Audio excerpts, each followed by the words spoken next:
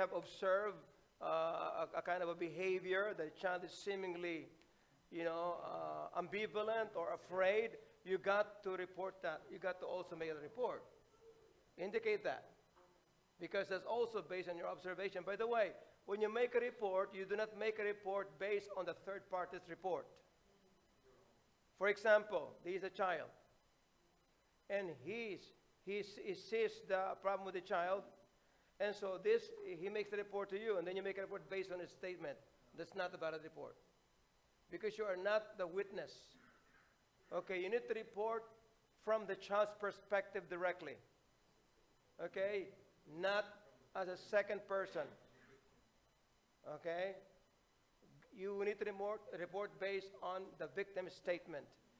And so therefore, when you get a statement, all right, from the victim, then you need to observe the behavior of the victim. All right, okay. Now, so that's very important. Now, if for example a parent comes to you, and a parent reports to you that his son is being abused by her boyfriend, is that a report? It is a report. Why is it a report? The red flag. Why? Because you got to investigate whether or not the mother is protecting the perpetrator who lives in the home to protect the child.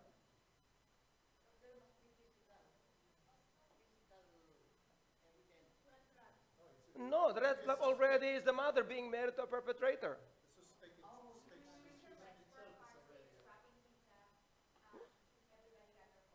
Okay, did you get your photo? If you have not yet taken your photo, please go back there and get a photo. Okay, all done? All right. Okay? All right, now. More? Not anymore. It's not a child abuse anymore. No, it's no. He has that child has own mind to make a report. Yes. Yes.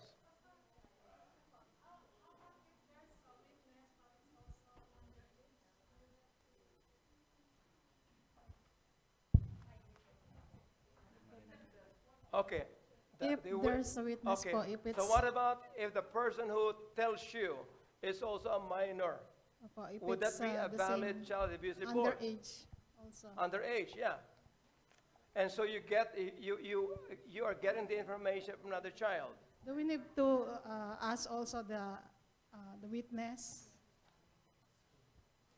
Okay. Well, okay. The question is, you have a child who comes to you making a report that is another child being abused. Is that a report? Why is that a report? Number one, it's a minor. Number two, that minor can also be a victim. Yes, it can be a valid report. Okay? Now, now be sure, when you cannot provide information about the victims, indicate not enough information. Okay? All right. Or just explain why there's no information enough for you to write. Okay? Be sure, because what you're doing is you help the investigator to help to assist investigator to do the initial investigation. Okay, you do not investigate, but assist by providing information. Okay. Let's see here.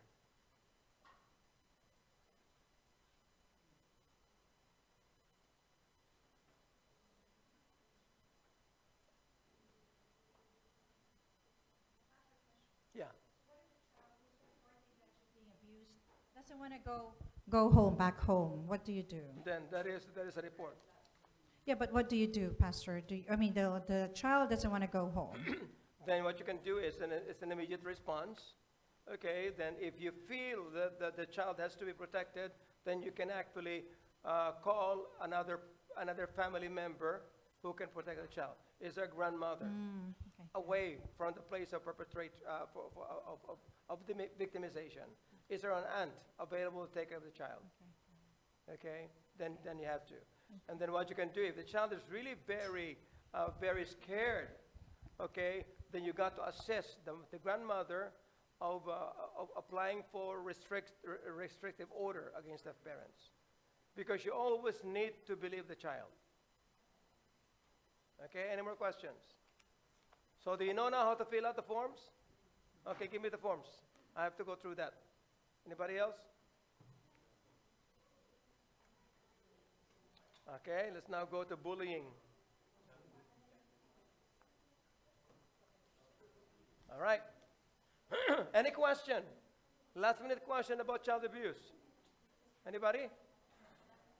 Last minute question about child abuse? Anybody?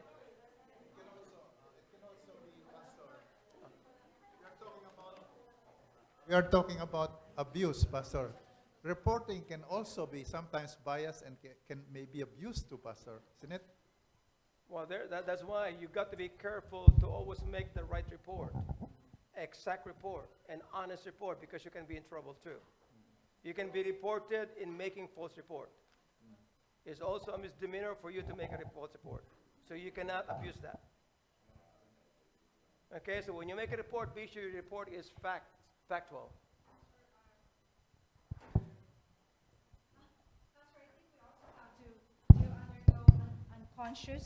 Unconscious bias training. I just attended that the other day because I think it will help us, because it doesn't mean like, oh, this is black or white, then we're biasing against the black Yeah, or... that's true. So I think we have to go to that training as well, that's why when you unconscious bias. Correct. That's why when you make a report, make the report, okay, based on what the child tells you. You do not give any additional information. All right? Okay, so don't mention anything that has not been discussed, that has not been relayed. Whatever has been shared with you, that's the only report you need to make. No opinions. No investigation. No additional information. Okay? Isn't it that when we say observation, it covers or it covers the five senses? Yes. So it should be what you saw, what you heard, Correct. what you smell, Yes. what you touched, and what you Correct. felt. The behavior of the child, the demeanor of the child, the appearance of the child, you got to consider that in your report. Yes. All right? So be sure. Okay, let's now go to our next one.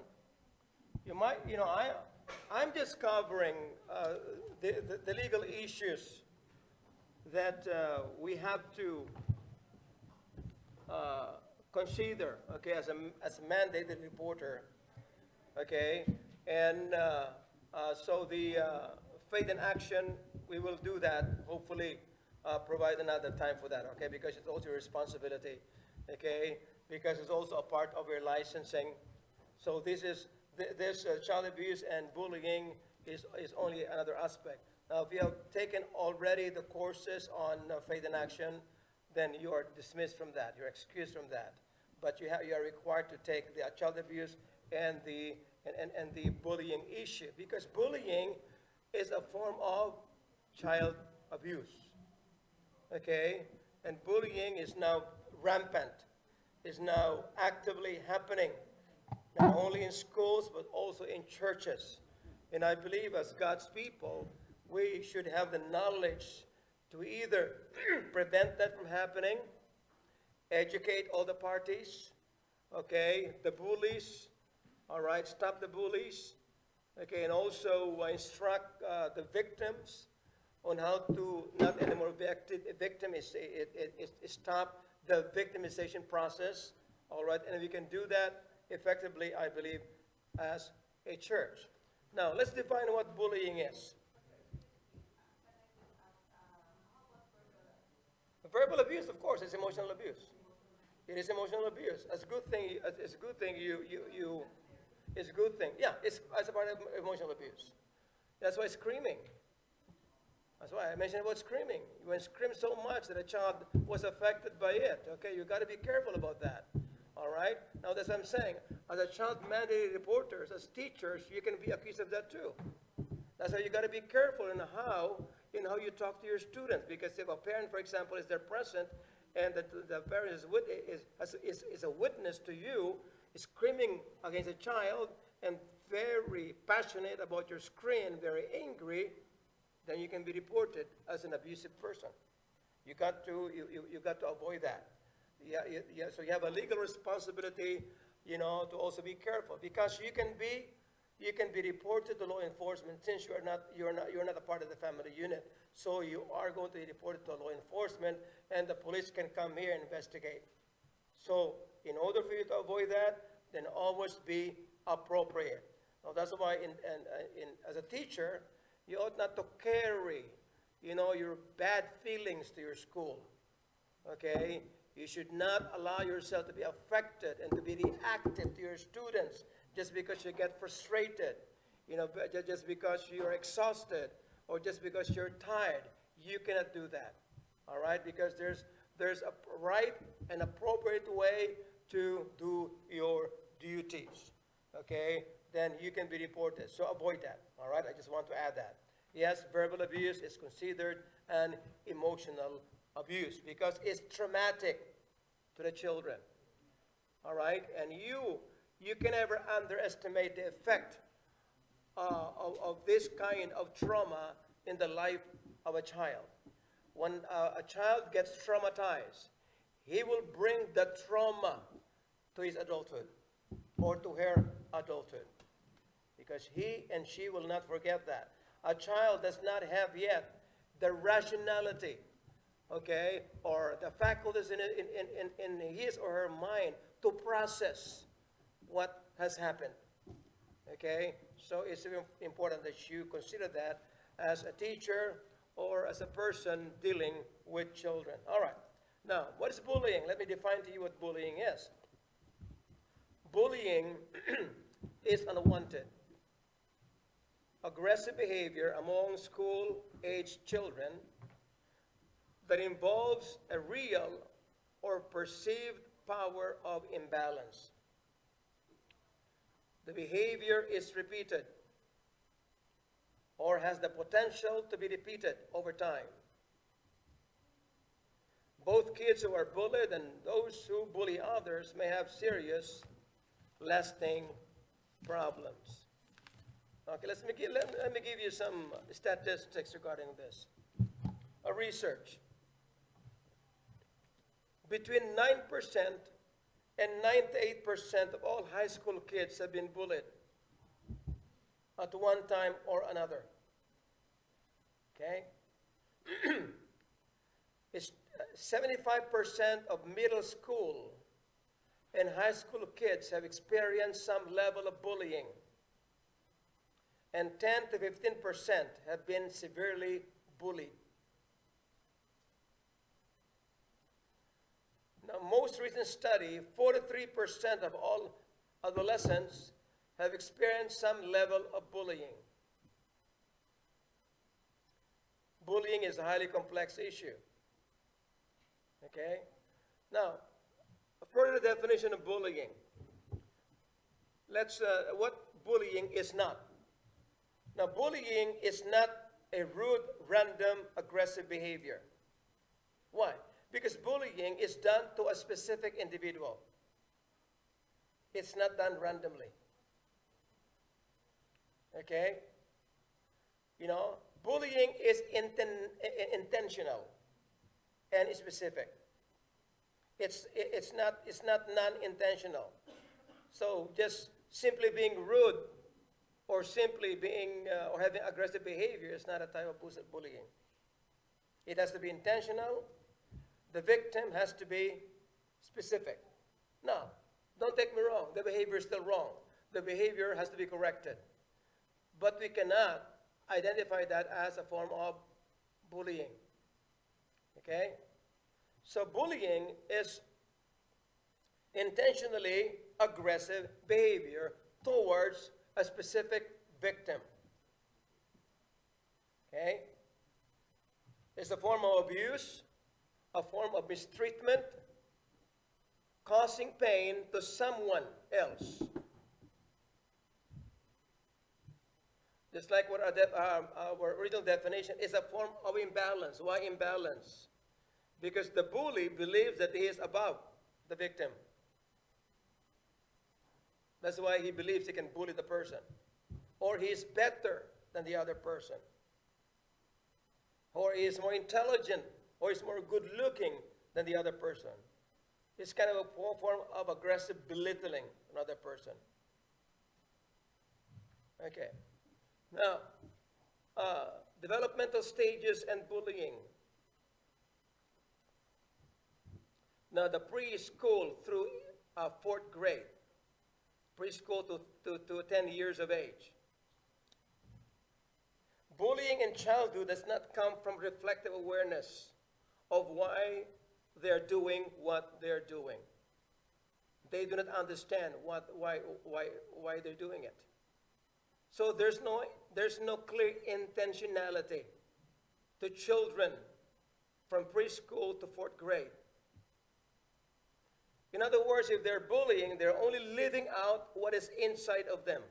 They're acting out. What are they acting out?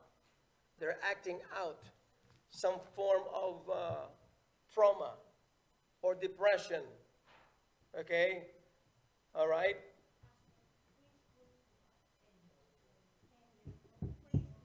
To 10 years old.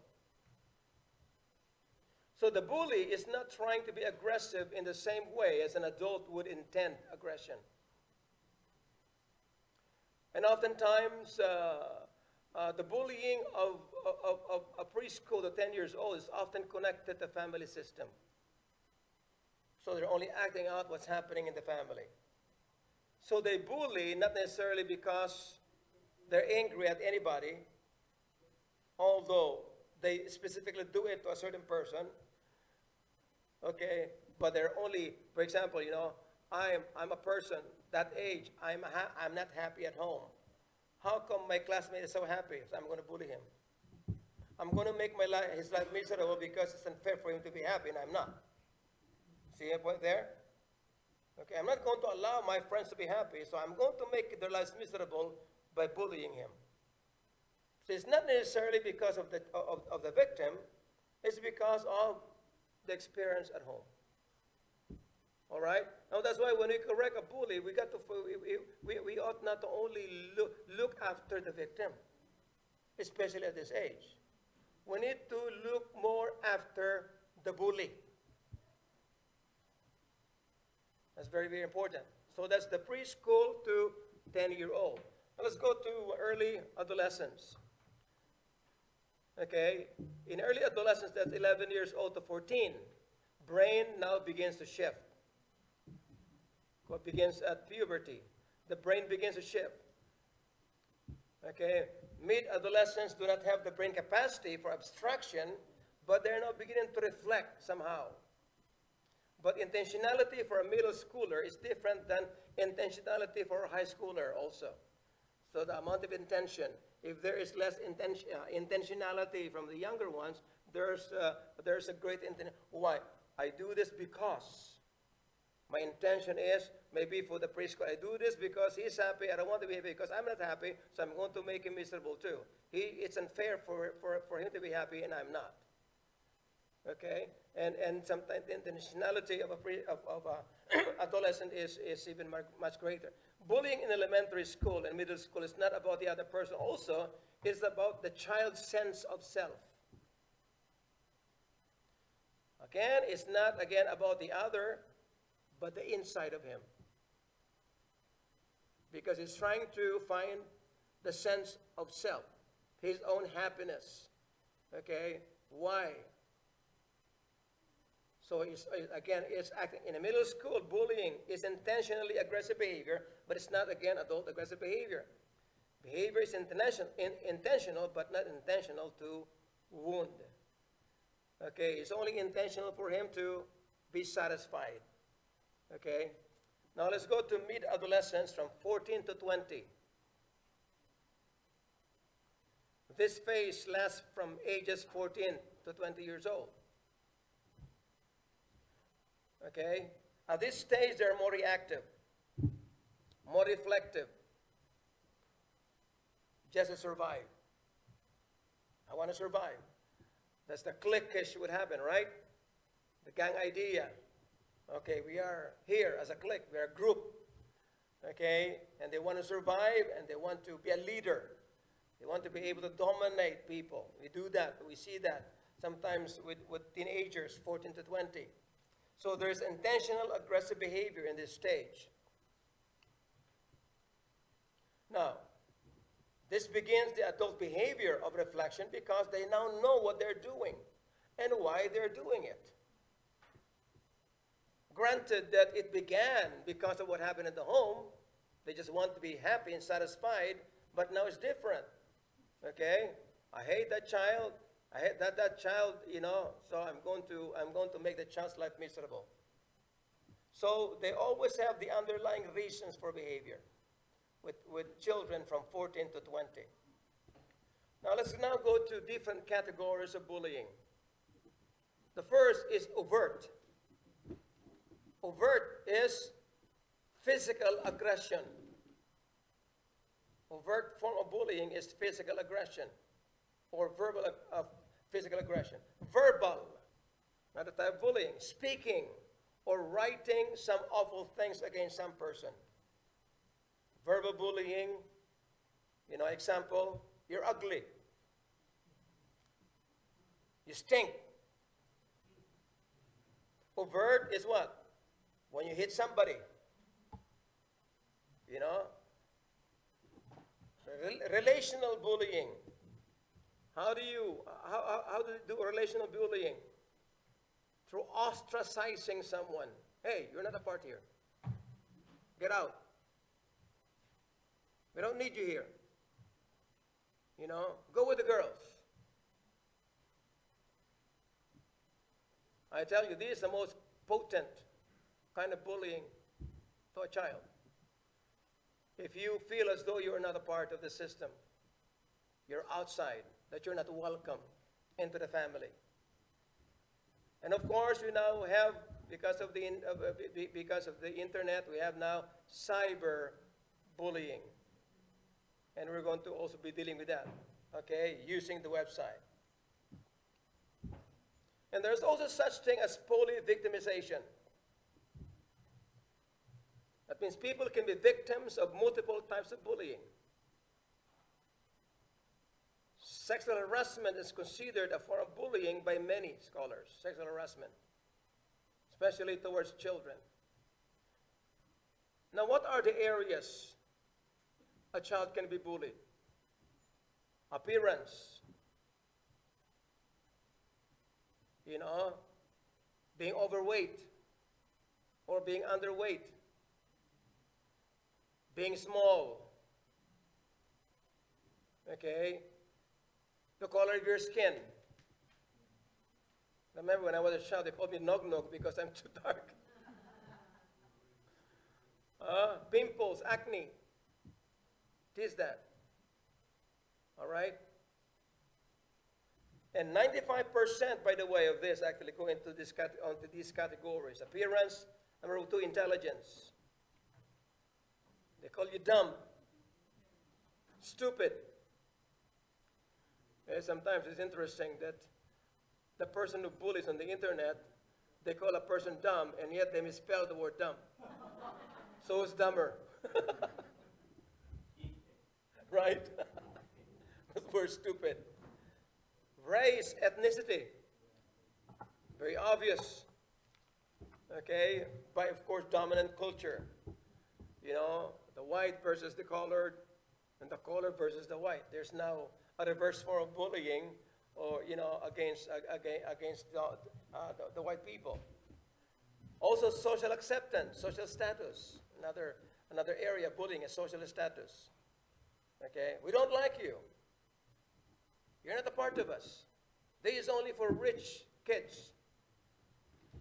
Oh, you don't have that. You know, social status. Sexuality, now, of course, now they put sexuality because of the LGBT all right? And because the children are now being encouraged, if they feel like a woman, okay, be a woman. And so they're now focused on that, all right? But should we then avoid that just because we don't believe in this kind of, in these kinds of categories? We should address that as well. Because some people, sometimes, you know, they act differently, and we need to correct that they also must not maltreat or mistreat people who act differently from them. Okay? It's not to give validation to a person, you know, who acts like a woman or being gay. No. Okay, yes. Pastor, I heard they're actually teaching that now in public school system. Yes. A thing called sexual fluidity, which means, you know, a person can choose Correct. what sex they want to identify with. Yes. So, and there's like a huge danger in that mentality that's being taught to young kids. Oh, it's very, in fact, a child, if he is a man, and if he thinks like a woman, he can go to a woman's toilet, and nobody can stop him.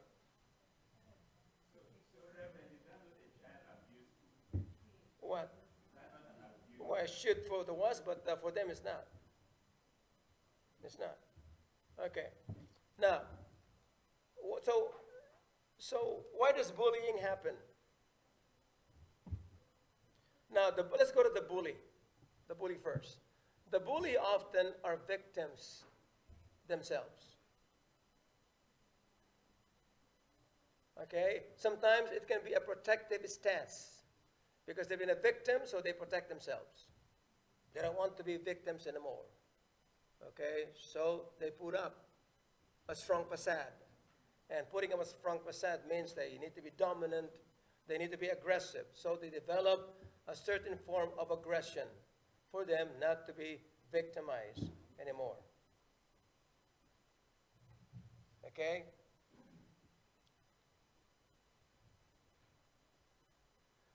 And also, the psychological deficit that they are encountering within themselves. It means they feel deficit. You know, they lack things. So their deficit, they take their deficit out on other people. Just like what I said, I'm not loved at home, okay, so I'm going to make your life miserable. I don't want you to be happy too. All right? You know, I mean, my parents cannot buy me that toy. I'm going to destroy the toy because you don't deserve that. If I don't deserve that, you don't deserve that either. Okay? And also, the bullies, sometimes they have sexual disconnect. But having that sexual disconnect, it's not all about sex. It's about their sense of place in a community. Their identity issue, you know, with the people and also with the community. Now, let's go to the victim. Too often, the victim just accept bullying because they feel they don't have any option but to take it. Because they're afraid, because they are generally a member of a vulnerable population, targets. I have to live with it. Okay, and sometimes when you feel that you're a target anyway, so you allow it. And you also send the same message to a person who also feels vulnerable, so they don't fight anymore. They allow it. They allow the behavior because nobody protects them. Okay, but bullying is generally about the bully, actually not the victim, because there's nothing wrong with the victim too often, but there's a lot of things wrong with the bully. Okay. Now, of course, except sexual harassment. All right.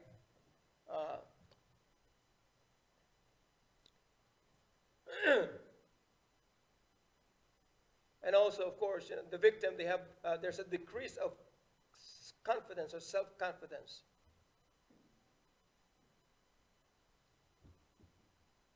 All right, now what else? What does it do to the victim? Causes depression, anxiety, low self-esteem, decreased sense of self and power. a sense of lost control and hopelessness, greater loneliness. For the victim, I'm alone, nobody cares for me, nobody understands me. And sometimes they feel they deserve it. Maybe I deserve it, so I'll just take it. Or the loss of self, loss of their own identity, that they need to just give in order, because they tend to find themselves in the bullies. They associate with the strength of the bully, and they feel more safe. Even if they're being bullied, being abused, it's okay, because I'm strong when I'm in that person. I'm with that person. It's okay for him to abuse me because he makes me strong. So kind of a warped kind of dependency. And that's what we're teaching kids when the kids are being victims to bully. Now, the effects of bullying on the child bully, devalues the victim. That means the bully devalues their victim. In order to be strong, they need to devalue the victim. That means they see the victim less than who they are. So it feeds on pride, a false sense of pride. And they use their pride and power to heal themselves, to make them feel good. It's a short-term advantage, being a bully. But that does not last long, because somebody will also bully them. Okay? There's another person greater than them. All right? So it becomes a, what do you call this? A cycle. Okay, bully, he's bullying me, I'm bullying somebody too. Okay? Again, there's also a loss of self there.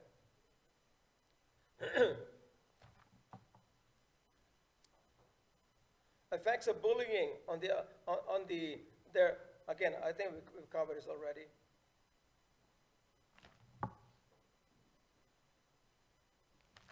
Okay.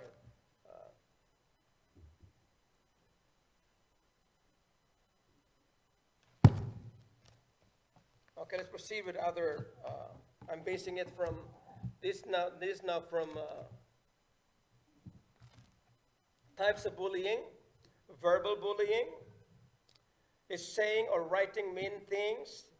Verbal bullying includes teasing, name-calling, inappropriate sexual comments, taunting, threatening to cause harm. Social bullying, sometimes referred to as relational bullying, involves hurting someone's reputation or relationships. It includes leaving someone out on purpose, telling other children not to be friends with someone. I think that's common. Oh, he's not your friend. Spreading rumors about someone for that person not to be accepted. Embarrassing someone in public. That's a form of social bullying. How about physical bullying? Physical bullying includes hitting, kicking, pinching, spitting, tripping. Now you see that a lot. Tripping, pushing, taking or breaking someone's things, making mean or rude hand gestures. Okay, how many of you have witnessed all these forms of bullying? School, in church, okay? Bullying can occur during or after school hours. While most reported bullying happens in the school building, a significant percentage also happens in places like on the playground or the bus. It can also happen in school, or traveling to and from school, and also in the neighborhood. There are many roles that kids can play. Kids can bully others, they can be bullied, or they may witness bullying. When kids are involved in bullying, they often play more than one role. Sometimes kids may both be bullied and bully others, or they may witness others' kids being bullied. It is important to understand the multiple roles kids play in order to effectively prevent and respond to bullying. Now, when referring to a bullying situation, I think it's something you also need to learn. It is easy to call the kids who bully as bullies, right? Oh, he is a bully. And those who are targeted victims. Okay? Now, but this may have unintended consequences. When children are labeled as bullies or victims, it may send the message that the child's behavior cannot change. Because it's already identifying him as bully, so therefore you're always a bully. Or he's a victim, therefore he's always a victim. Okay, it will also fail to recognize the multiple roles children might play in different bullying situations. It also can disregard other factors contributing to the behavior, such as peer influence or school climate. So instead of labeling the children involved, focus on the behavior. Okay, focus on the behavior. For instance, instead of calling a child bully, what do you call a child? Refer to the child as the child who bullied. Okay? Instead of calling a child victim, refer to the victim as a child who was bullied.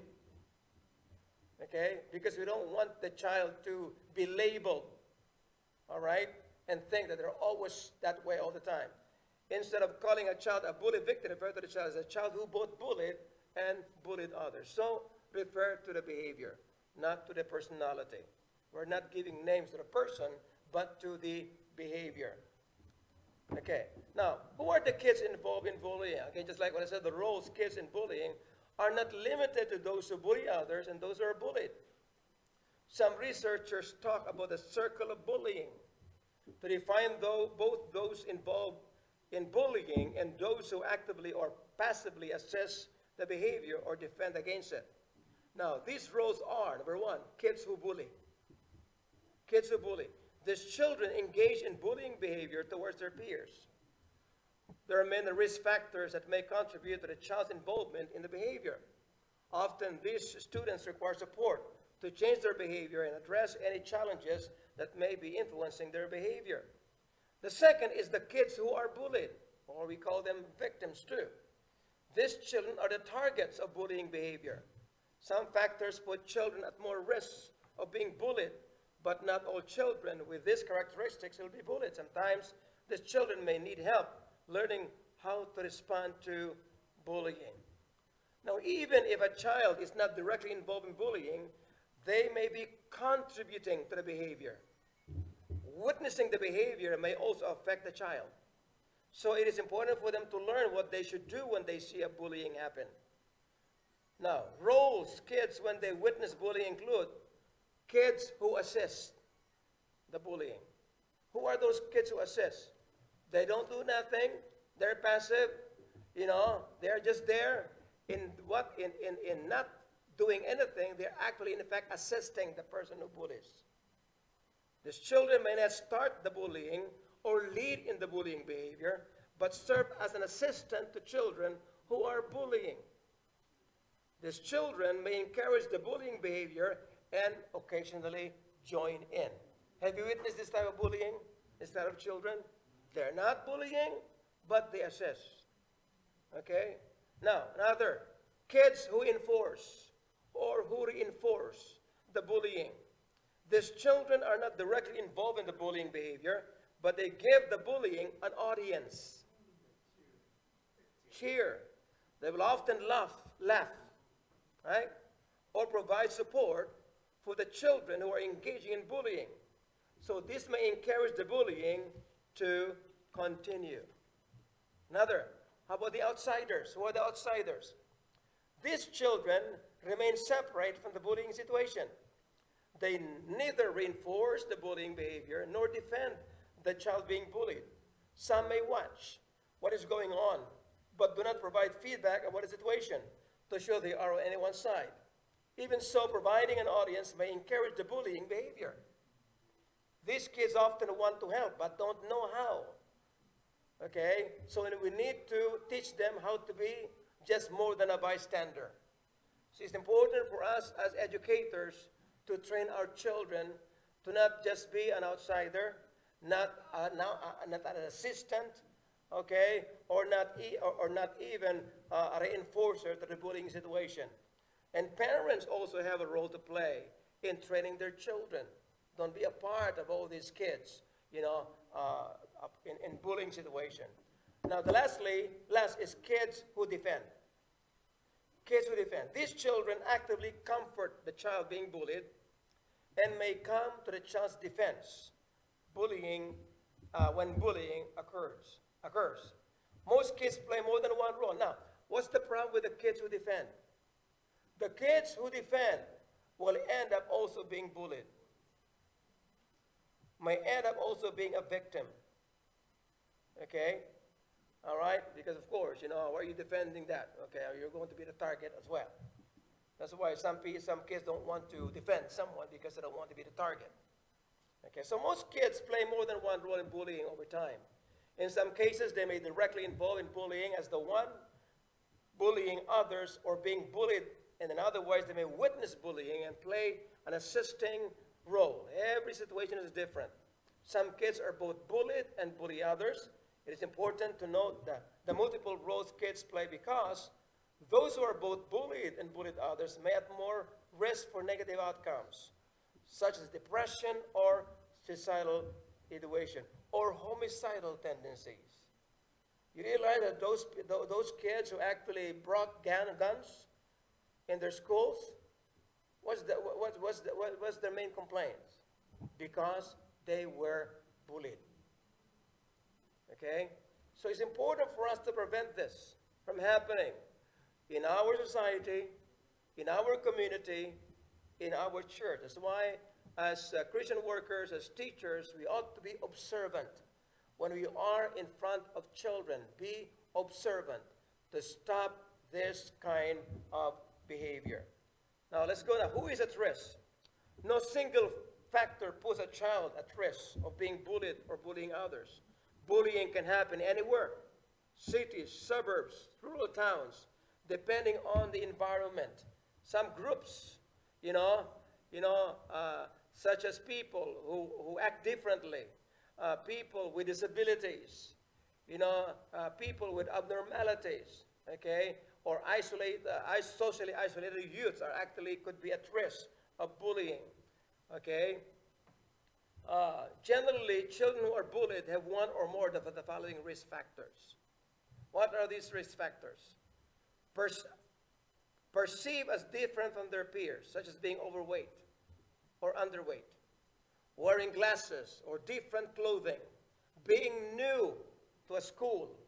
That's why we got to be careful about our new students. And we need to instruct our older students on how they ought to treat the new students. Or being unable to afford what kids consider cool. Well, that's why I think in school, we ought not to allow our students to bring their new toys. Okay? Don't allow that. Because it can be a cause of something, a problem among the children. Those who are perceived as weak or unable to defend themselves. Those who are depressed, anxious, or have low self-esteem. These are kids who are at risk. Or less popular than others. And those having only few friends. Those who do not get along well with others. Seen as annoying or provoking. Or antagonize others for attention. However, even if a child has these risk factors, it doesn't mean that they will be bullied. Now, how about children more likely to bully others? Okay? There are two types of kids who are more likely to bully others. What are these two types? Okay, some are well connected to their peers, have social power, are overly concerned about their popularity, and like to dominate or be in charge of others. In other words, kids who believe they are there. Okay? Kids who are being fed with the wrong sense of pride. Kids who are always being praised, improperly by the parents. Okay? So these are, all right?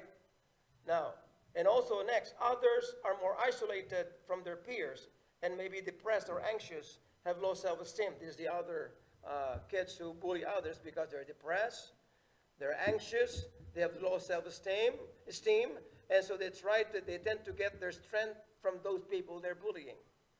Okay? Or they'll be less involved in school, they're easily, and so these are These are the people who fight for their survival. And because they have to fight for their survival, they need to appear strong. They need to appear dominant because they don't want to be victims anymore. And you see that. That's why psychologically the reason why some people are what do you call this,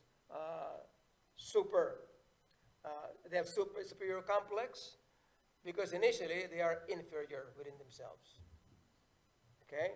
Now, children who have these factors are also more likely to bully others. Okay? Who are aggressive, or people who are easily frustrated, or have less parental involvement, or having issues at home, or think badly of others, have difficulty following rules, view violence in a positive way, have friends who bully others. Of course, we need to understand, that sometimes children do not have all these factors in their lives, okay?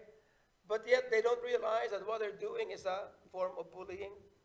So we need to help our children identify what are those behaviors that can be construed as bullying. Because it's possible for their children to be bullying, and yet they do not know that they are bullying. All right? Because of a certain kind of aggressive behavior. So we need to educate our children. You cannot do this because it will come out as a form of bullying. All right? And that sometimes it can be done not intentionally, because it's just maybe something that they have witnessed from other people's behavior, or witnessed from their parents, or seen in the lives of other leaders, and so they tend to mimic. Remember, children are good mimics. They want to mimic. They want to copy. Okay? I remember Shaya, Alice was trying to reprimand Thaddy, and Alice said to Thaddy, his son. And then Shaya, how old is she? 2 years old. She also began to do this to Thaddy. Okay? And that's true. They are children. Okay? It's something we got to understand. We got to educate our children. Okay, that's an adult behavior. You don't do that. All right? Don't do that. Okay. Now, warning signs for bullying. There are many warning signs that may indicate that someone is affected by bullying, either being bullied or bullying others. Recognizing the warning signs is an important first step in taking action against bullying. Not all children who are bullied or are bullying others ask for help. In fact, very few ask for help when they're being bullied. I think less than 40%. Why? Because they don't want to be recognized as victims. Okay? They don't want to appear as weak. Okay? So they don't tell the parents. They don't tell the parents. They don't tell the teachers. They only take it within themselves because they're too embarrassed. That's why we need to get those signs. Recognize the warning signs is important. It's important to talk with children who show signs of being bullied or bullying others. These warning signs can also point to other issues or problems, such as depression or substance abuse. Talking to the child can help identify the roots of the problem. Now, what are the signs a child is being bullied? Look for changes in the child. However, be aware that not all children who are bullied exhibit warning signs. Some signs that may point to a bullying problem are unexplainable injuries. Okay? And sometimes because they don't want to disclose it, they tell you another story without telling you that somebody hit them. Okay? Another thing, lost or destroyed clothing, books, or any gadgets that they bring home. All of a sudden they're destroyed. Sometimes they say, okay, I just drop it, but actually somebody grabbed it and threw it. They will not tell you. Or frequent headaches or stomach aches, or feeling sick, or faking illness. Because they don't want to go to school, they fake illness. Okay? They'd rather do that than telling them they're being bullied. Changes in eating habits, like suddenly skipping meals or binge eating. Kids may come home from school hungry because they did not eat their lunch. Why? Because they're probably being bullied in cafeteria. about the food they eat. So they'd rather not eat the lunch. Or difficulty sleeping or frequent nightmares, night traumas. I have 2 or 3 counseling clients who are undergoing night traumas because of what happened to them in the past as a child. See, it's still manifesting in their nightmares. Okay? So as a counselor, I also need to know how to interpret nightmares. Now again, I don't believe that God speaks through nightmares or God speaks through dreams, okay? That's the word of God. Okay, but we also can give meaning because the nightmares and dreams are effect of their subconscious mentality. She discover a lot about what's going on in dreams. And believe me, it's amazing. That's why I always tell my clients, what have you dreamt about last night? Okay. Declining grades, loss of interest in schoolwork, or not wanting to go to school, sudden loss of friends or avoidance of social situations, feelings of helplessness or decreased self-esteem, self-destructive behaviors, such as running away from home, harming themselves, cutting, or talking about suicide or suicidal ideation. If you know someone in serious distress or danger, if you see all this, don't ignore the problem. Help them right away. Okay, signs a child is bullying others. Let's go on to signs. A child is bullying others. Kids may be bullying others if they get into physical fights or verbal fights. A lot. Okay? If it's so easy for them to get into verbal fights or physical fights. Or if they have friends who bully others. Most likely, they're also bullies. Birds of the same feather flock together. Or they are increasingly aggressive. Or they get sent to the principal's office or the detention office frequently. Okay? Or have unexplained extra money or new belongings. Because they use that. Give me your money. Give me that. All of a sudden they come home with extra. Where did you get that? Oh, I just borrowed this. Okay? Or blame others for their problems. They don't take personal responsibility. Or don't accept responsibility for their actions. Or are competitive and worry about their reputation or popularity. Now, how come kids don't ask for help? Statistics from 2012 indicators of school crime and safety show that an adult was notified in less than half or less than 40%, as I said a while ago, less than 40% of bullying incidents. Kids don't tell adults for several reasons. Why? Because bullying can make a child feel helpless.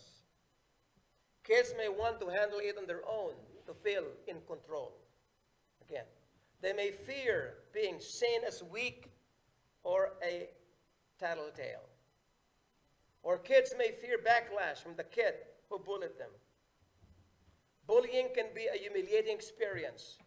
Kids may not want adults to know what is being said about them, whether true or false. They may also fear that adults will judge them or punish them for being weak. Okay? Kids who are bullied may already feel socially isolated. They may feel like no one cares or could understand. Kids may fear being rejected by their peers. Friends can help protect kids from bullying, and kids can fear losing their support. All right, let's now go to the effects of bullying. We need to understand the effects of bullying. It has a very traumatic effects. Bullying can affect everyone. Those who are bullied, those who bully, and those who witness bullying. Bullying is linked to many negative outcomes, including impacts on mental health, substance abuse, and suicide. It is important to talk to kids to determine whether bullying or something else is a concern. Not only that, it can only impact the whole family, and the parents also especially. Now, what is the effect to the kids who are bullied? The kids who are bullied can experience negative physical school and mental issues. Kids who are bullied are more likely to experience depression and anxiety. Increased feeling of sadness and loneliness. Changes in sleep and eating patterns. And loss of interest in activities they used to enjoy. These issues may persist into adulthood. Health complaints, physical health complaints. Decreased academic achievement. GPA and standardized test scores and school participation, they're more likely to miss, skip, or drop out of school. A very small number of bullied children might retaliate through extreme violent measures. In 12 of 15 school shooting cases in the 1990s, the shooters had a history of being bullied. Now, how about kids who bully others? What are the effects to the kids who bully? Kids who bully others can also engage in violent and other risky behaviors into adulthood. Kids who bully others are more likely to abuse alcohol and other drugs in adolescence and as adults. They get into fight, vandalize property, and drop out of school. They engage in early sexual activity. They have criminal convictions and traffic citations as adults. They become abusive toward their romantic partners, spouses, or children as adults. Okay, so, you know, the future is very grim for kids who bully.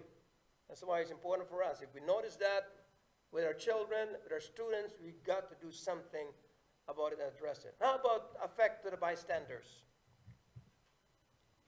Kids who witness bullying are more likely to have increased use of tobacco. These are based on studies, okay? Increased use of tobacco, alcohol, and other drugs. Why? Because they feel helpless to help. In other words, they also feel helpless to, you know, take care of their issues, take care of their problems. Though they resort to alcohol, to tobacco, and also to other drugs. There's a new form of addiction now that is so prevalent right now, even among Christians, the opioid addictions. Okay, these addictions, people who are taking prescription medications. Okay, it's happening. I'm now dealing with 2 clients right now in opioid addiction. These are Christians who before they thought they were just treating their pain, and now they could not get away from their pain medications because they have become addicted to it. Okay, opioid medications.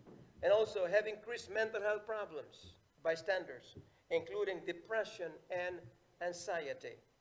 Okay, because they cannot be able to really forget, you know, how helpless they are when they're watching. Okay, because they feel sorry for the victim, and yet they cannot do anything. Or they miss or skip school because they don't want to, again, witness things happening. Okay, so they might as well go there because they can't do anything anyway. Yeah, they feel useless and they feel helpless. Okay, now what is the relationship between bullying and suicide? Media reports often link bullying with suicide. And by the way, suicide is rampant nowadays among our children and teenagers. Okay, I think the third, right now, either third or the second cause of death, suicide is greater than illness or accidents among our children. It's a serious problem. Okay, most youth who are bullied do not have thoughts of suicide or engage in suicidal behaviors. Interestingly. Okay? However, most youth who are bullied do not have thoughts of suicide or engage in most suicidal behavior. Maybe homicidal behavior, yes. Okay? Now, although kids who are bullied are at risk of suicide, bullying alone is not the cause. Many issues contribute to suicide risk, including depression, problems at home, and trauma history. Anyway, that's not the original cause of bullying. Bullying is only an effect to what is going on at home, to what they feel inside. So you cannot actually treat bullying by just telling a person, don't bully. If you bully, you're going to suffer. No, you need to treat the underlying reason on why the kids feel that way. Okay?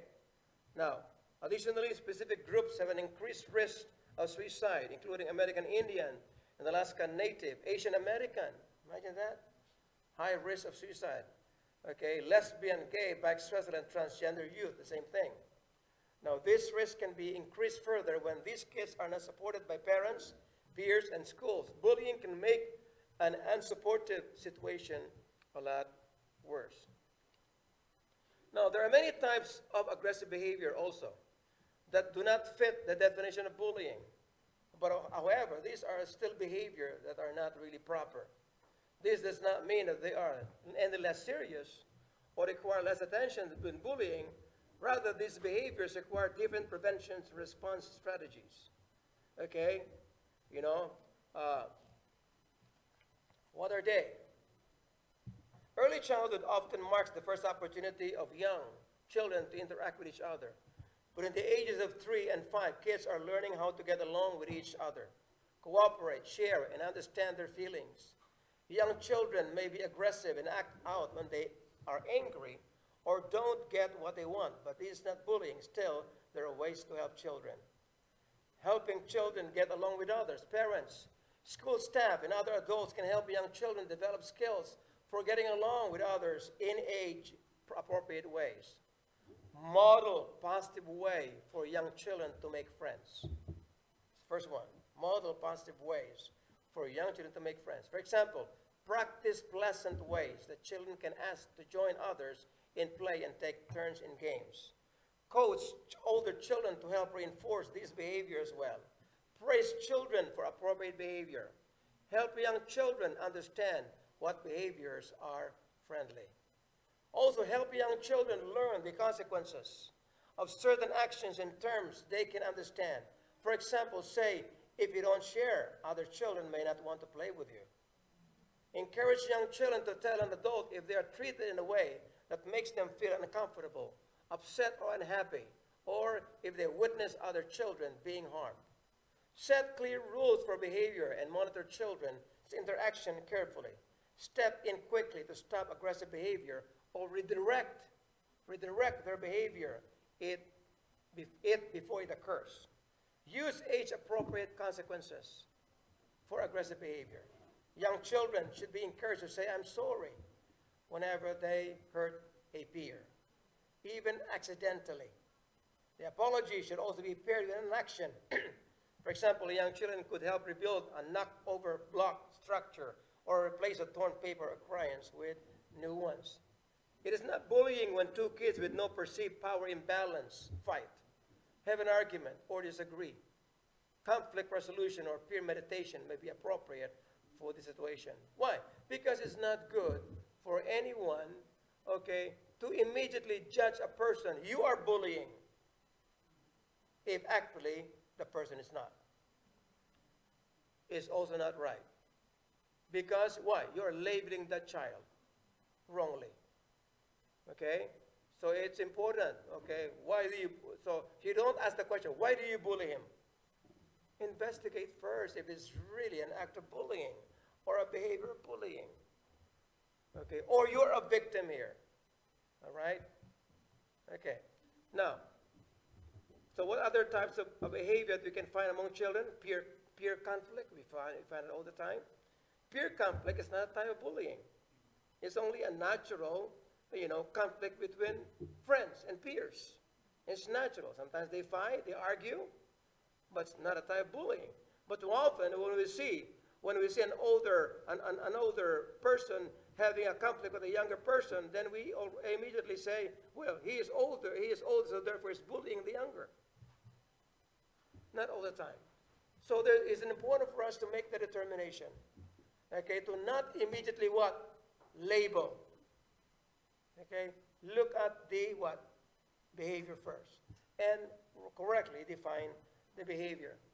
Of course, we have teen dating violence. It's happening. Intimate partners violent against each other. Hazing. Is hazing a form of bullying? It's not really a form of bullying. It's a systemic way of aggressive behavior. Because it's allowed by the system. So it's not a personal, it's allowed by the system. The fraternity allows it, or the community allows it. So they haze. Hazing is the use of embarrassing and often dangerous or illegal activities by a group to initiate new members. How about gang violence? It's not bullying. You know, I mean, the behavior is like bullying, but gang violence is specialized approaches addressing violence and aggression. Harassment.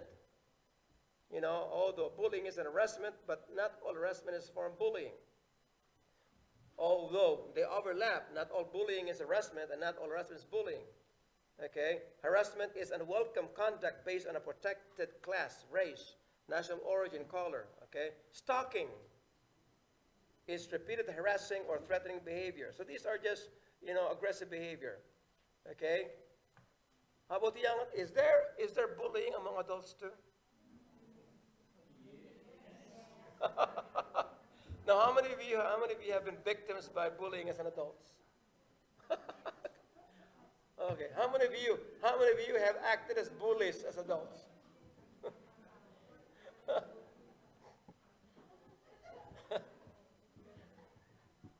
But you know what? Look, many of these bullying behaviors are considered crimes under state and federal law and may trigger serious consequences after the age of 18. You realize that? It cannot be a crime. Where before you can just name call and tease. But now if you name call somebody, you can land up in jail or land up in the court system. Yes, hate crime. Okay? Although media reports often call unwanted aggressive behavior. Are you raising your hands?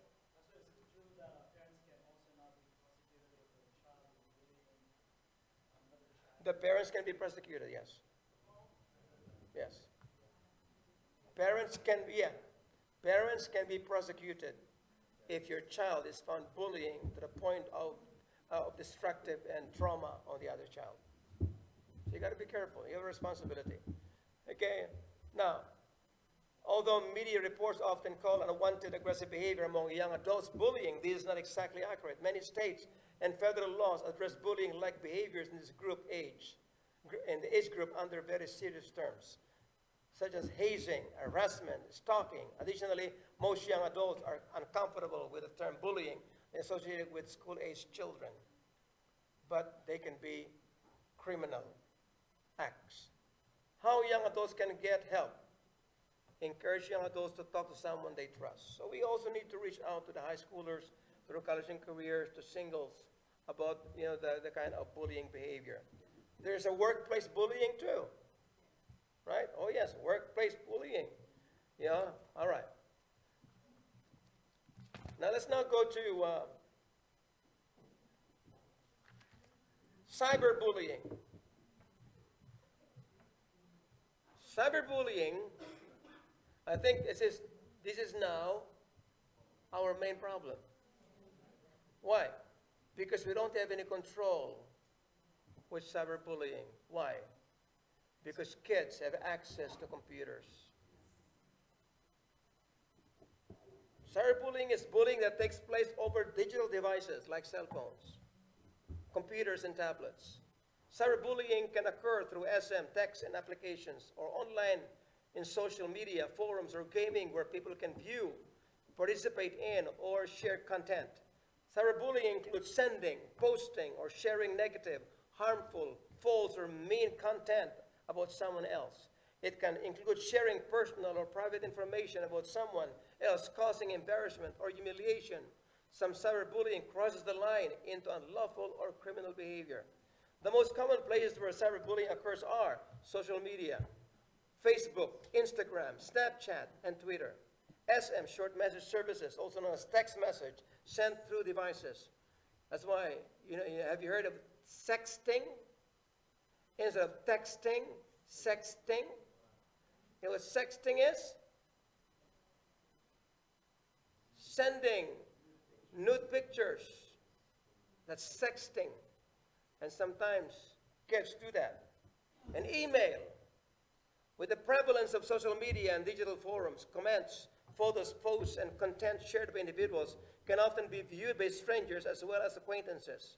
The content an individual shares online, both their personal content as well as any negative, mean, or hurtful contents, creates a kind of permanent public record. Imagine that. Permanent public record of their views, activities, and behavior.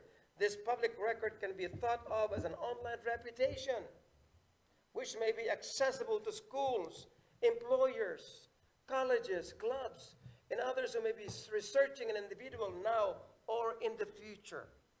Can you imagine? Cyberbullying can harm the online reputation of everyone involved, not just the person being bullied, but those doing the bullying or participating in it. Cyberbullying has unique concerns in that it can be persistent. Okay, digital services offer an ability to immediately and continuously communicate 24 hours a day, so it can be difficult for children experiencing cyberbullying to find relief. It can be permanent. Most information communicated electronically is permanent and public. If not reported and removed, a negative online reputation, including for those who bully, can impact college admissions, employment, and other areas of life. Now, sometimes we need to instruct our children about what they receive online and what they provide online, because everything that they go through online can affect them in their employment in the future, in their education in the future, and reputation. It's important. Some children, they're so impulsive, they don't think about that. So let's think for them, okay? And it's hard to notice sometimes, because teachers and parents may not overhear or see cyberbullying taking place. It is harder to recognize. Well, the problem is sometimes we older folks, okay, we tend to allow our children to just know all the things about digital, all the things about computers, okay? You know, we even happy, oh, my kids know better than me. That's wrong. We should know better than them. How can we monitor them if we don't even know how to operate a computer? They can manipulate us. They can hide things from us. See? Let's learn more. Okay? Now, although all states have laws requiring schools to respond to bullying, many states do not include cyberbullying under these laws. The school may take action either as required by law or with local or social school policies that allow them. Some states also have provision to address bullying if it affects school performance. Now, let's look at cyberbullying tactics. It is important to understand how children are cyberbullied, so it can be easily recognized and action can be taken. Some of the most common cyberbullying tactics include posting comments or rumors about someone online that are mean, hurtful, or embarrassing. President Trump called it what? Fake news. Okay? Threatening to hurt someone or telling them to kill themselves. Posting a mean or hurtful picture or video. Pretending to be someone else online in order to solicit or post personal or false information about someone else. Somebody attempted to open a Facebook account in my name. Posting mean or hateful names, comments, or content about any race, religion, ethnicity, or other personal characteristics online. Creating a mean or hurtful web page about someone. Doxing, an abbreviated form of the word documents. You know that? Doxing? Document. Is a form of online harassment used to exact revenge and to threaten and destroy the privacy of individuals by making their personal information public, including address, social security, credit cards, and phone numbers, links to social media accounts, and other private data. Okay? Nude photo sharing, lies and false accusation, false identity profile, sometimes referred to as a sock puppet. A Girls Climate created a false social media account in a boy's name and began an online relationship with her. He called it a sock puppet. Encouraging self-harm, suicide, or being bullied for being, effeminate. Okay? Or jealousy, bullying. A teenage girl was harassed by other girls in her class for dating a very popular boy. Or online gaming also. Very competitive situation. So be aware of what your kids are doing online. A child may be involved in cyberbullying in several ways. A child can be bullied, bully others, or witness bullying. Parents, teachers, and other adults may not be aware of all digital media and apps that the child is using. The more digital platforms that child use, the more opportunities there are for being exposed to potential cyberbullying. Now, what are the warning signs a child is being cyberbullied or is cyberbullying others? Many of the warning signs that cyberbullying is occurring happen around the child's use of their device. Some of the warning signs that a child may be involved in cyberbullying are, let me share this with you. Noticeable increases or decreases in device use, including texting. A child exhibits emotional responses, laughter, anger, upset to what is happening on their device. A child hides their screen on device when others are near and avoids discussion about what they're doing on their device. Social media accounts are shut down or new ones appear. That means that they keep on changing their accounts. Child starts to avoid social situations, even those that were enjoyed in the past. A child becomes withdrawn or depressed or loses interest in people and activities. What to do when cyberbullying happens? If you notice warning signs that a child may be involved in cyberbullying, take steps to investigate a child's digital behavior. Cyberbullying is a form of bullying, and adults should take the same approach to address it. Support the child being bullied, address the bullying behavior of a participant, and show children that cyberbullying is taken seriously. Because cyberbullying happens online, responding to it requires different approaches. If you think that a child is involved in cyberbullying, there are several things you can do. Number one, notice. Notice. That means recognize if there has been a change in mood or behavior and explore what cause might be. Try to determine if these changes happen around a child's use of their digital devices. In other words, you can never notice if you're not observant. Okay? Talk. Ask questions to learn what is happening, how it started, and who is involved. Document or keep note, keep a record of what is happening. Now, report. Most social media platforms and schools have clear policies and reporting process, and then support. Now, of course, you cannot do those things unless you have an access to your children's device. Now, do you have an access to your child's device? Do you know their password? You need to know their password. Okay? And I think the best is you need to also come up with a structure at home that they cannot take their device in school, not in the church. At home, they can only use their device at these hours, 2 to 4. Okay? And then when they go to bed, you need to confiscate the device so they will not remain, up in the wee hours of the night, busy in the computer. So you need to take control of their devices. It's important. Okay? Or what you can do is this. It's a smart move. Okay, I'm going to take your device, and they complain, how about me?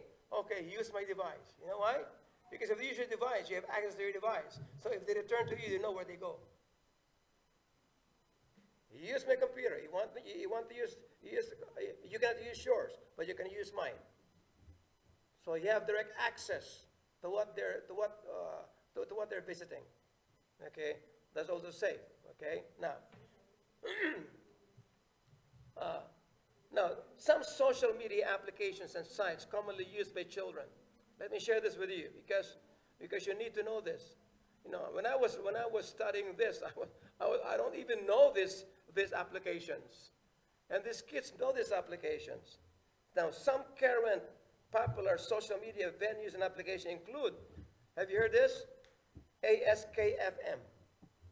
How many have heard this? See, Ask FM.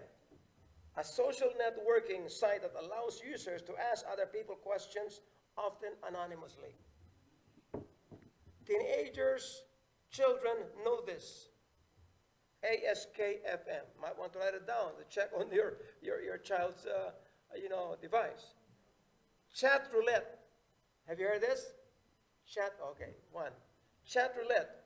There are 20 different chat roulette sites that allow users to instantly connect via webcam and video chat.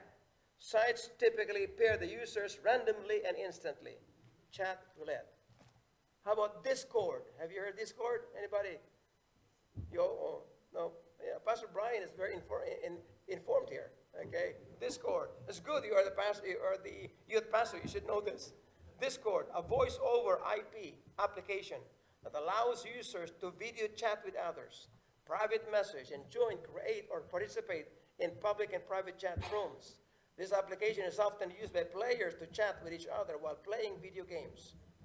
Of course, you know Facebook, right? And Facebook Live. Man, that's very popular. How about Instagram? You know that, right? A photo and video sharing. How about Kik? K-I-K. Anybody? Okay. How many? 1, 2, 3. Okay. K-I-K. Huh? K-I-K. LB. Okay. Messaging application that allows users of all ages to contact others anonymously. Very careful with the kids. Anonymously. How about Line? L-I-N-E. Anybody? Line. No one. Okay. Line. A messaging application that allows users to make free phone calls, leave voice messages and texts. Users can delete text or chats from recipient's phone using a timer. Okay, how about this? Musical.ly. Musical.ly. Anybody heard of this? Nobody yet. Users can post their own videos and view videos posted by others. It also sounds safe. It's musical, but it's not safe. How about Reddit? Of course you know this Reddit, right? A site that stores social news, rates, and evaluates web content and discussion threads. How about Saraha? Anybody heard Saraha? S-A-R-A-H-A-H. An anonymous messaging application that allows users to send anonymous messages to people they may know. How about Snapchat? Of course you know that. A photo messaging application that allows for sharing pictures and short videos that are intended to be erased shortly after delivery. Telegram, not the usual Telegram, but a Telegram messaging application that allows users to share photos, videos, and files, making calls and delete texts or chats from recipients' phones using a timer. Tumblr, anybody? Of course. A social networking site that allows posting of short blogs and media. Twitter, of course you know that. Vine, V-I-N-E. Anybody? Okay. An application that allows the posting of short 6-second looping videos. WeChat. Anybody? WeChat. An application allows users to chat with friends and search for people nearby and around the globe. WhatsApp. Okay. A private messaging application that allows users to text, send photos, videos, and locations, information of their contacts. Of course, YouTube. See, a lot of applications out there. No wonder children can hide from us. Children can be able to just use their gadgets without our knowledge. Okay, when we discover one, they can just move to another gadget. When we discover two, they can just move to another application. That's why it's important for us to have an access to our children's gadgets.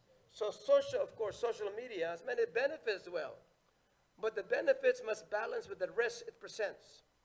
Risks to be aware of. What are the risks to be aware of? Screening for harmful contents on a website and application varies widely. Content posted can be incorrect, harmful, or hurtful. Okay? Can be used to share harmful adult content. Privacy controls over who can view or access posted materials vary across applications. Many users are not aware of how to use them effectively. Applications that allow for real-time use of videos, live streaming can be seen to show bullying, violence, suicide, and harmful acts as they are happening. Some apps that include location information can be used to get personal information, such as someone's age, current locations, or where someone lives. Applications that support telephone calls do not show up on a call log, so parents may not know who their children are talking to. And of course, also online gaming is very popular among children. So you need to know what games they're playing, because some of the games that are very popular out there are very violent games.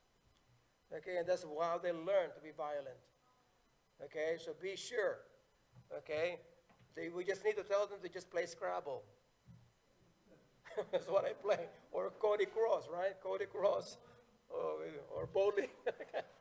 Okay, now, digital awareness for parents. Okay, all right. While you may not be able to monitor all your child's activities, there are things you can do to prevent cyberbullying and protect your child from harmful digital behavior. What are they? Monitor your child's applications and browsing history. If you have concerns that cyberbullying may be occurring, monitor. Find ways to monitor them. Okay? Next, review or reset your child's phone location and privacy setting. Review or reset your child's phone location and privacy setting. Okay? Now what I want to do is this. I told the child, how can I be able to control? Okay, well, is that in your account's name? Yes. Then cancel the current phone and buy another phone. When you buy another phone, then use your setting. Cancel it. Okay? Next, follow or friend your teen on social media sites or have another trusted adult to do so. Follow or friend your teen. Stay up to date on the latest applications, social media platforms, and digital slang used by children and teens. How many of you are up to date regarding this? Anybody? Okay. Know your child's users' names and passwords for email and social media. Establish rules about appropriate digital behavior, content, and application. Use parental control and monitoring software. You know, there's a parental control and monitoring software available. Okay, I wish I know the softwares and monitoring control. And there are free software options and applications to help parents restrict content, block domains, or review their children's online activities, including social media. I need to find out who these are. If you know, then share that with other people. And also establish rules at home. Talk to your child about appropriate digital behavior and content. To minimize the risk of cyberbullying or harm from digital behavior, parents can set clear expectations about digital behavior and online reputation. Educate about the harmful effects of cyberbullying. Okay? Posting hateful speech or sharing naked photos. Be clear about what content can be viewed or shared. Identify which applications are appropriate for your child's use and which are not. Establish rules about the amount of time that a child can spend online on their devices at home. Model positive, respectful digital behavior on your own devices and accounts. Okay? And talk to your child about being a bystander to cyberbullying. Tell them not to participate. Tell them not to retaliate or respond negatively. Tell them respond privately to the person who created the hurtful message.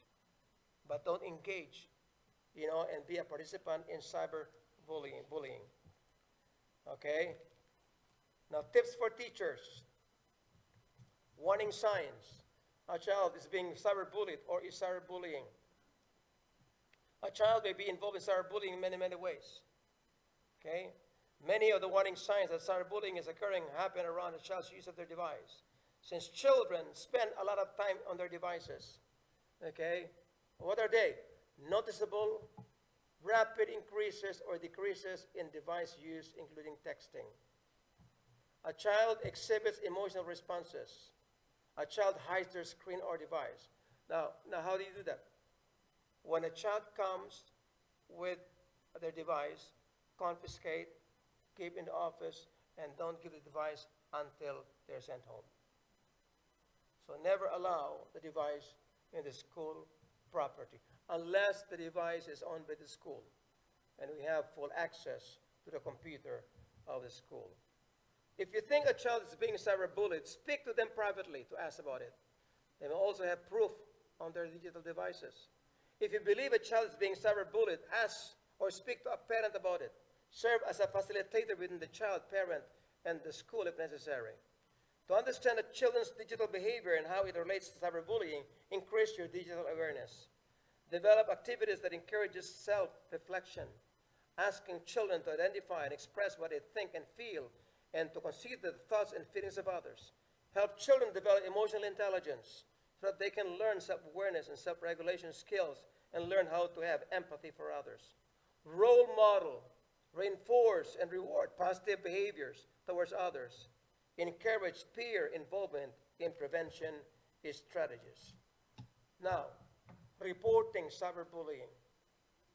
When cyberbullying, yes, that's fine.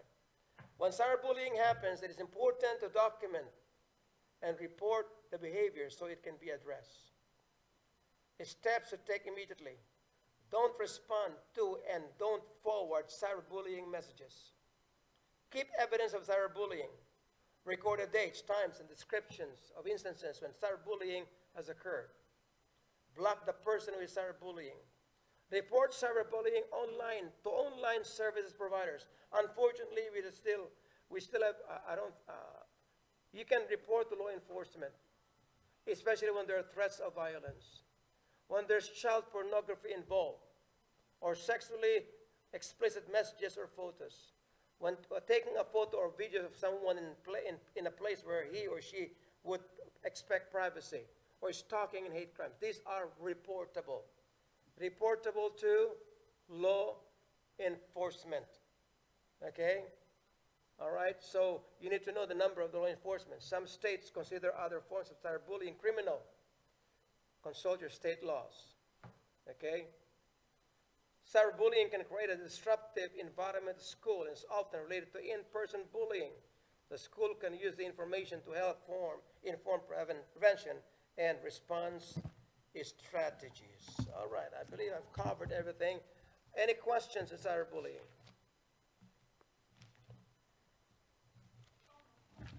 Comment, yes.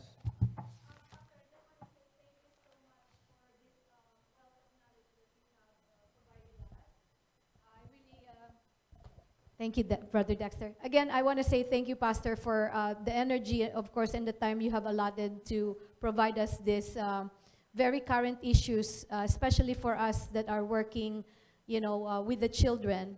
I think my personal takeaway here, Pastor, is how are we going to apply this? Personally, in my life, I think when the ladies' ministry retreat, we discussed about bridging the gap between the children, the teenagers, and I think, Pastor, it just sets my heart to say, when I see someone, having those kinds of actions or reaction, I should really, I will be challenged and be bold enough to help them out and not be like just, a pastor through. Because most of the time here in the church, because of our busy schedule, we don't think of this. But with all the things that you have mentioned, especially the consequences and the lifetime effects of this one in an individual, I truly am, convinced and convicted, Pastor, that I will, be bold and by the grace of God be a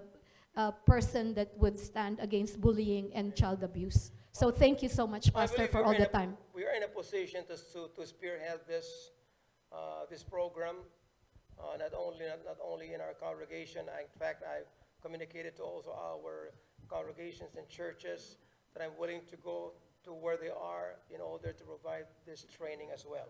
Okay? Yes, Pastor, because really, when I work as a translator and I see the grief towards people who are innocent just because the system overtook them because they're ignorant, we cannot let this happen to our families. None of our families because again of the difference of the culture of the Western and the Eastern, none of this. So I really appreciate, Pastor, if we can also, again, just like what you mentioned, put this out there and make known the knowledge again of this may come and what should they do. This will guard them, as just like what others say, knowledge, Pastor, is power. So thank you. Let me add this also. I think this is something we also need to understand. They have created a certain kind of bullying programs. And they found out, based on studies, that bullying programs do not work. Yes. And they started that in order to prevent bullying, but actually instead of preventing it, they increase bullying. Because the bullying programs teach children better ways to be bullies rather than eliminating bullying. All right? So, because sometimes they actually tell the school, okay, why don't you engage in this program? You don't. It does not work. Okay? Now, a secular program, yes. Okay? Now, I think the best way to be able to really counter bully is this. You need to become a student again to our students. Learn with your children. See, children are more exposed to more complicated information that we don't know. So let us not think that we'll know everything. Because right now, our children are more educated than us when it comes to trend. If we allow that, I tell you, we are at a total loss. We are in limbo. That's why they can hide from us. So let us be students of our students, okay, and try to understand them, okay? And by the way, more teenagers are sexting than people are aware of. 20% admit to sexting, all right? And also, empower the students. Give them tools to approach and confront bullies. Okay, let me give you some things. There are 3 cores needed of our today's youth. Number 1, they need identity. And the reason why they tend to identify with bullies or they tend to dominate others because they're looking for a certain form of identity. So give them identity, who they are, especially in Christ. In the church, somebody approached me, Pastor, why? Well, because you don't come to church. You don't have any social, you don't have any social capital anymore. Who is your social capital? You don't have any spiritual social capital. You don't bring your children to church. Okay? So help them to be identified in Christ. Number 2, they need a sense of belonging. Not just identity, but a sense of belonging. Where do they belong? Because if they don't feel belonging to this, they are going to find another sense of belonging outside. And number 3, they need to have a purpose. When you talk to your children, ask them, what is your purpose? If they can't answer the question, then you need to guide them in order for them to have their purpose. What is your purpose? Guide them through, okay? And of course, you have to educate. Now, parents, don't be naive. 10% reports, only 10% of those children having a problem report to their parents. And sometimes parents are shocked. Don't be shocked. Be educated. Help. Parents need to be empathetic. Empathize. Not just sympathize. Empathize. Understand. Okay? Engage with them.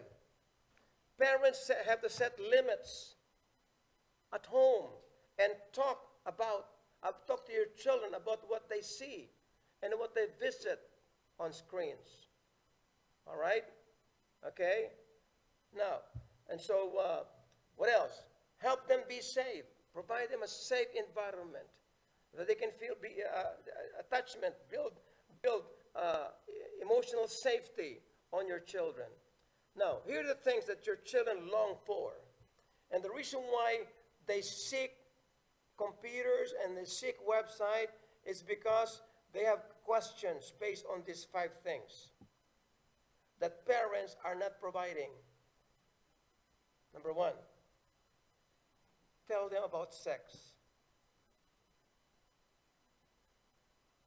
Tell them about sex appropriately.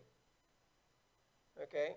Don't tell them, oh, no, if they're not, they're going to learn that anyway. They might as well learn it from you, right? Because if you don't talk to them about sex, they're going to learn it from the classmates. They're going to learn it from a computer or whatever. So talk to them about sex.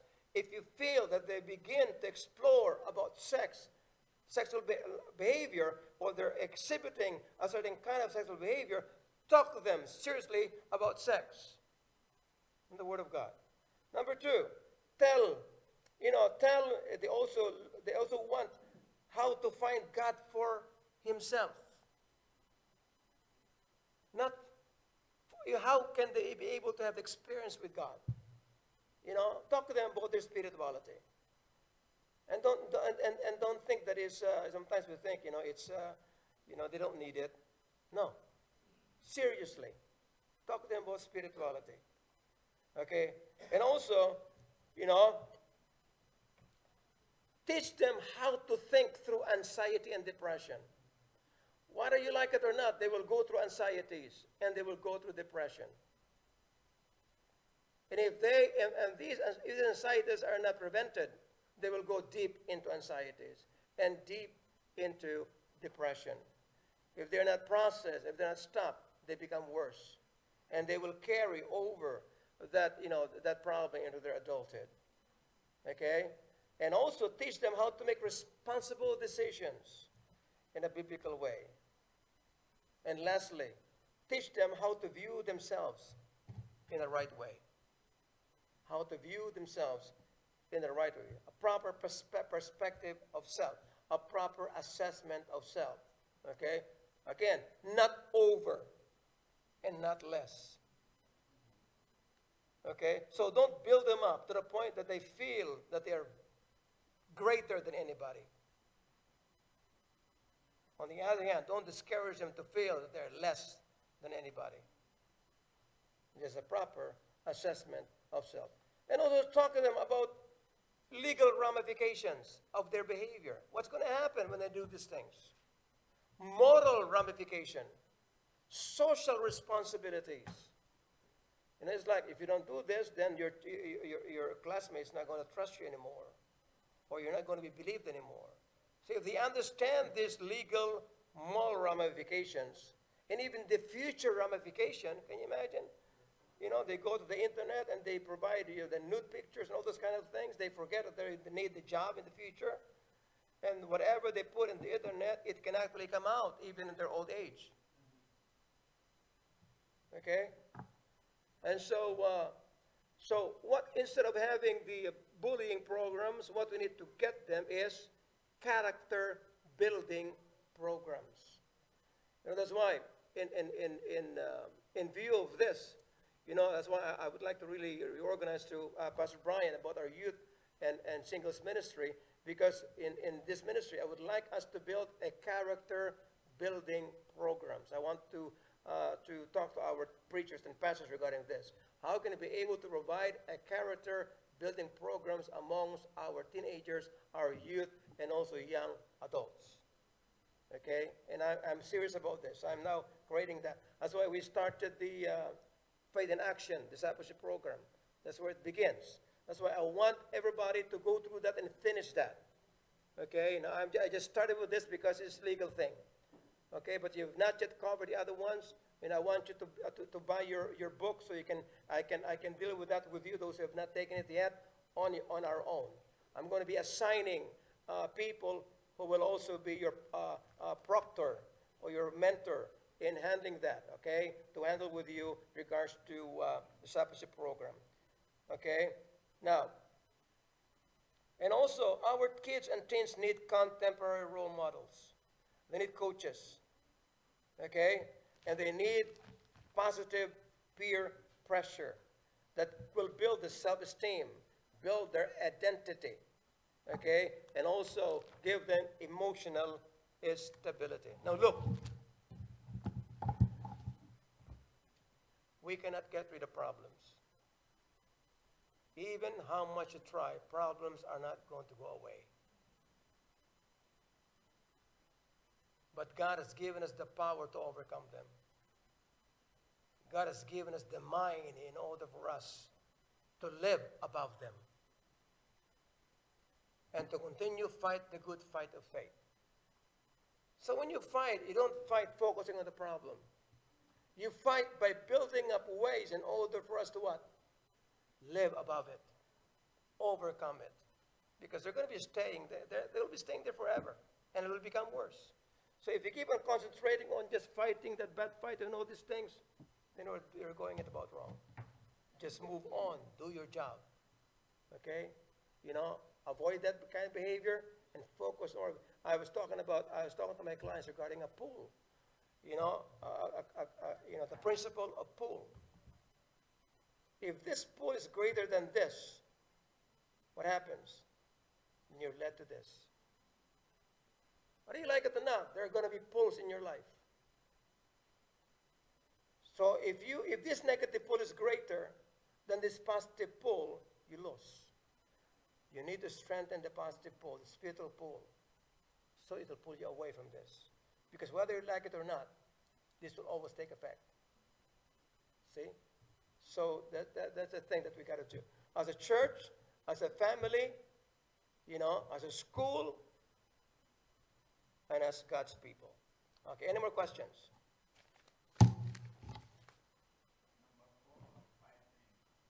Oh, are you taking? Oh, you're not, so number 4, did you get the 5 things?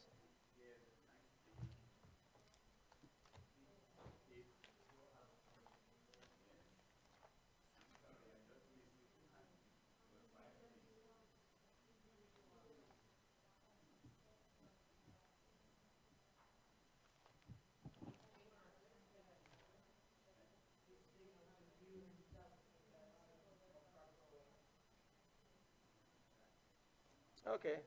Oh yeah, another thing also.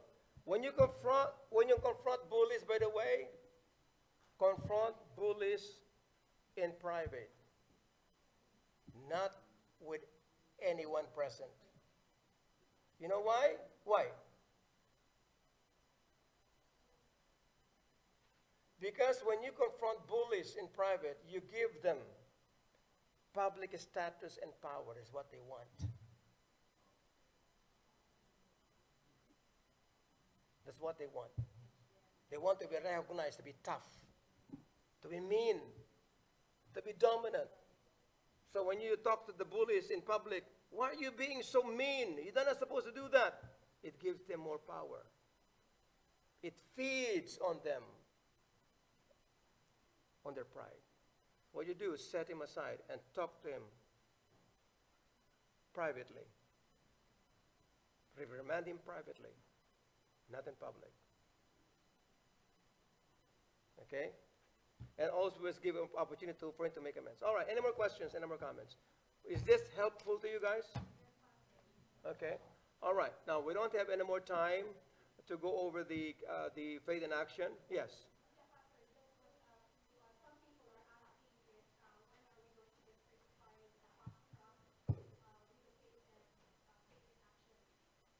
What you're going to do is sign up for that. Okay, we're going to schedule another one just for that alone.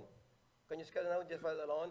And then, so you need to go through that because you cannot be certified without that because this is also important.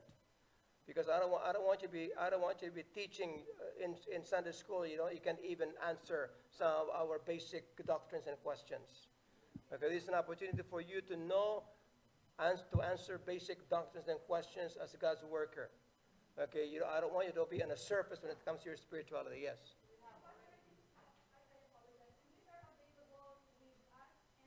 I left some books here. I think someone got like one set. So if you got one set, let me know. I appreciate it. Thank you. I suggest that you get a copy on your own, all right, because I'm also be going to all congregations to have this kind of training as well. I just decided to do this because it is more important for us. Okay, not what I'm saying. The others is not. It's also important, but this for legal purposes, we need to finish this. All right, but please don't take that faith in action lightly because it's something that we need in order for you to get the licensing. This will not give you the license. This only give you an opportunity at least to address the legal issues.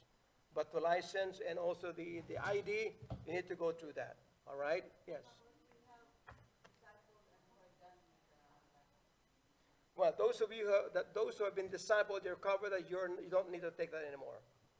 But these are only those who have not taken it. If you want to take it one-on-one with anyone who actually finished that, like our students in Bible college, they finished that, then you can work with them one-on-one as long as you finish that. And then they need to certify that you've finished that already. If you already received the license, then you don't need to do it anymore. But you have not yet finished it, then you got to do it. It's very important, okay? Please cooperate with us. I'm not doing this to you to make it more difficult for you guys. We're doing it because we want to be responsible, okay? In our actions, responsible of our responsibilities in the ministry. So, Pastor, for IDBA and Evercare, will you be doing still the fast track with us, Pastor? I would like to do that. Okay, Pastor. I would like to do that, okay? That's what I'm saying. Because honestly, I thought I can be able, but when I started looking at my material, I said, Oh, no. no, Pastor, it's fine, yeah. I don't want to, I don't want to take a shortcut with this. Yes, that's okay, Pastor, yeah. Oh, that's I why. But understand. I want you to schedule another session for our schools and for others who are interested. But for sure, Sunday school teachers, anybody who stands in class and teach, it's not important for you to only have a few knowledge of the scriptures. If you stand to teach, you need to know what we believe. Okay? If you preach, you need to know that. But of course, if you're already, ordained and licensed, then you have to qualify that. You're qualified. But those of you who are not, please, if you are church workers, okay, any position, please do that. All right? Any questions? Any comments? Because we have a couples fellowship. At what time is the couples fellowship? Okay. All right. Okay. So any more questions and comments? No, but nothing more? All right. Let's all stand now and let's be dismissed with a word of prayer. Thank you. Pastor